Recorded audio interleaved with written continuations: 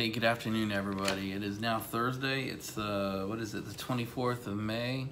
It's about 3 o'clock in the afternoon, so it's one of my later videos. So let's end this opus, right? Let's end this mega swim in Lake Me. So this is part 6. This is sort of my thoughts about today going forward for me, my plan, and sort of the crucible things that you need to be thinking about as you create a business, as you grow a business. And that kind of ends with what the hell are you going to do with it? So I don't know how many rule number ones I've shown you over the last couple of weeks, but here's another one, rule number 1. So I don't know if it's if the 6 rule number 1s make none of them number 1, but let me just take you through it. Rule number 1 is, what are you going to do with this thing, and how are you going to get out of it? And that's what the more formal people would call an exit strategy. So I need some tape so I can tape this stuff up so I can talk to you without always looking away. All right, so what are you gonna do with it? Are you gonna run it until you die? Are you gonna run it until you make a certain amount of money, X dollars, and then spike it and be done? Are you gonna transition it to a CEO or COO to run it, and you step back into a chairman role and take kind of annual chairman draws? Are you gonna sell it, or are you gonna will it to your kids? That's assuming they want the damn thing, by the way. So rule number 1 is, even if you're thinking about starting a business, why are you doing it? Sometimes we talk about the higher purpose. I'm gonna serve starving children, or I'm gonna create jobs for people who need them, or I'm going to serve the United States and help shore up the protective boundary of the United States. Sounds great. I mean, that's fantastic. But you have to ask the reason, why are you doing it, and kind of what's your end point and what's your exit point? How are you going to get out of this damn thing, or is it just going to eat you alive for the rest of your life? So again, you're going to run until you die. You're going to run it until you make X dollars. Are you going to transition it to an operator? Are you going to sell it outright, or are you going to will it to your next of kin? And just make sure that they want it, or they're going to wreck it the day they get it. All right, so the second one here is, to help you think through that, you've got to answer some questions, and it means more planning. Oh, hey, look, I forgot to show you. I got really fancy. I highlighted this one, have a plan.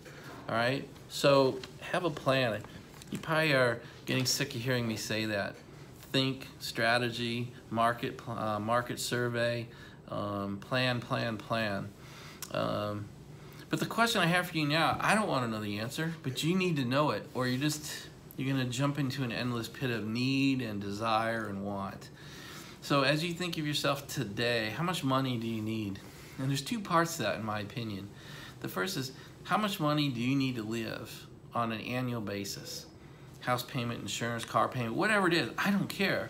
But do you have it all listed with a dollar amount by month, totaled up, so you know how much money you need to live your current life every year? I mean, an actual dollar amount. And if the answer is, as much as I can make, you need to rethink it, because that's a horrible answer. And that's why I think most people live their lives. The reason you need to know that number is then you need to think about what you'd like your life to be, and what's that number. So if you were to live your dreams, how much money do you need a year to live your dreams? And then that follows through with, how much money do you need invested in a bank or in the stock market or whatever your poison is? How much do you need invested at 6% interest to get you that amount of money? I've talked to some of my best friends who are investment people, and they say you can count on 6% a year if invested right. I can't guarantee that, but I'll tell you that's what they tell me, and that's what I plan my life around. So if you need $100,000 a year, or for every $100,000 per year you need an interest, you need about 1.7 million invested in the market or the banks or whatever. So if you have 1.7 million invested and you're getting 6% a year, you're going to make $100,000 a year on interest. So then the question becomes, you need to have a plan. So how much per month, for how many years, will it take you to get to that goal? So if you want 100 grand a year and you need 1.7 in the bank, how much money per month for how many years, and to get to your goal? Have a plan. I call it a roadmap. What's it going to take you to get to your goal? And at least that way you have some sense of when you could end if you chose to. So the other thing I told you I was going to do was talk to you a little bit about my plan, my milestones, where am I going. So the first thing I want to show you are kind of aptly named Dave's milestones, right? So my milestones really revolve around my kids, and frankly speaking, my kids getting out of the house. So I have 4. Sean graduates next year, 2019. That's 1 year from now, and I'll be 55 years old. Lauren graduates high school in 2021. That is 3 years from now. I'll be 57 years old, and that will create an empty nest syndrome with my wife, myself, and our home. The third milestone is Sean graduates from college in 2023. That's 5 years out. I'll be 59 years old. Don't give me a bunch of comments about they'll never do it in 4 years. That's possible. I get it. These are milestones that I'm trying to plan towards. If it's another year out or 2 years out, so be it. I know there's master's degrees and he intends to get them. He'll probably get his law degree, so this could go way out. I'm just trying to get some milestones that I can plan against. I don't want to put a milestone that's 10 or 15 years out because I don't want to support him that much longer. The fourth and final one on my plan right now is Lauren graduates from college in 2025. That's 7 years from now, and I'll be 61. And essentially, I think Amory and I will consider our kids pretty well launched at that point. I get all the caveats still apply, and I understand there's bounce backs and returns and living in your basement and all that crap. So all possibility, we'll see. But what that does, it gives me some event horizons. In 3 years, we'll be empty nesters. In 7 years, we'll essentially be kid-free. So I'll be 61 at that point. So those are my milestones, really 3, 5, 7 years out. And the big ones are 3 years out when we're empty nesters and 7 years out when I think we're going to be somewhat complete with kid rearing. I understand there's going to be financial needs out there, but we'll see. Those are my milestones, so I just showed them to you. They're based on my kids. So, God, so now what? Right? So now what? All right? So now what? I know my number. I know how much I need to make every year. I know how much money I need to have in the bank earning 6% to return that to me. I know I can achieve it. I have a plan between now and 2025 that I can achieve my number in the investments that returns the interest I need to run, and I can still own DHA. I do not need to sell this company to achieve that number. I know, and my family knows, particularly my wife, Amory and I know we will live on the interest of that account. We will not touch the principal of it. And we both know that we will cleave that nest egg in half and give both of our kids essentially a money-free, a money-worry-free life. And I think that'll be the legacy. That's my kind of my highest and last goal, is to give my kids the opportunity to live a life free of money concerns should they choose to do it right. I would probably, because I'm OCD and a little type A, I'll probably write them into trust, and I'll have restrictor plates built on them, and it won't become their money for years, maybe till they're 30 or 40. We'll see.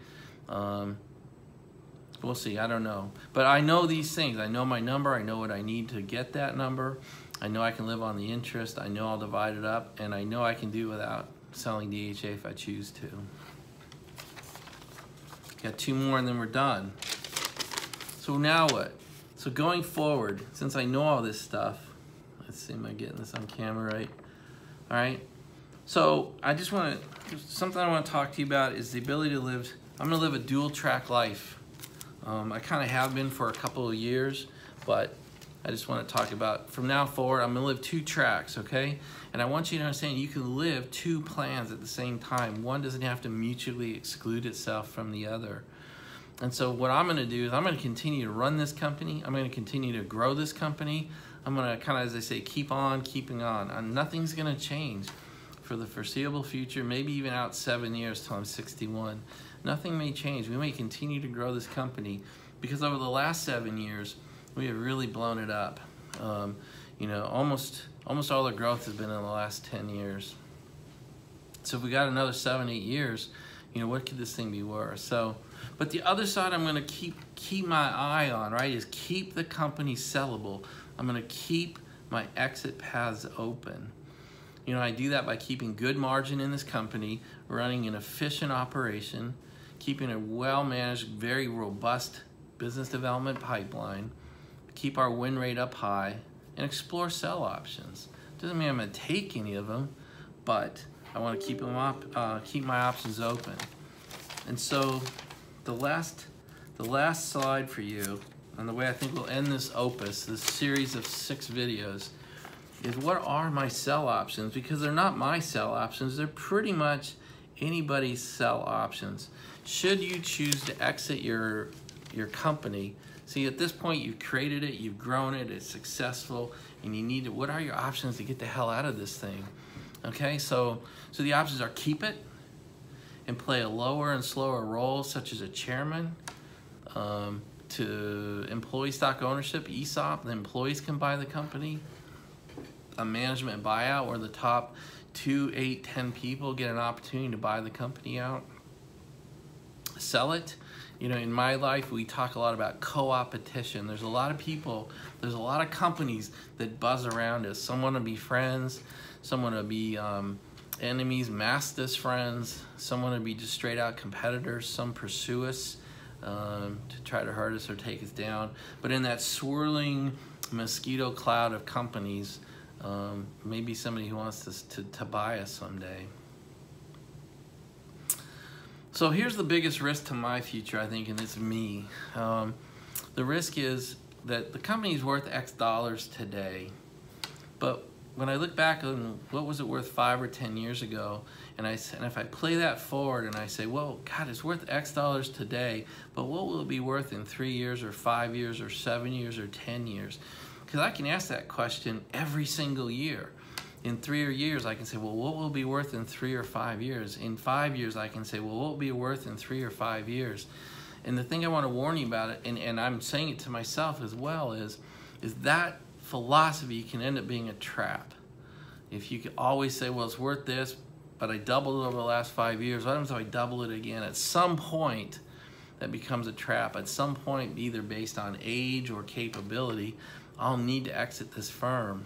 And how to do that and when to do that can be greatly impacted negatively by always thinking, well, it'll be worth more next year, it'll be worth more next year. So be careful of that as you put your plan together and as you achieve success, or maybe you're there and you need to eventually get out. So don't hold yourself in that trap. So you guys, we're at 13 minutes. We're at part 6.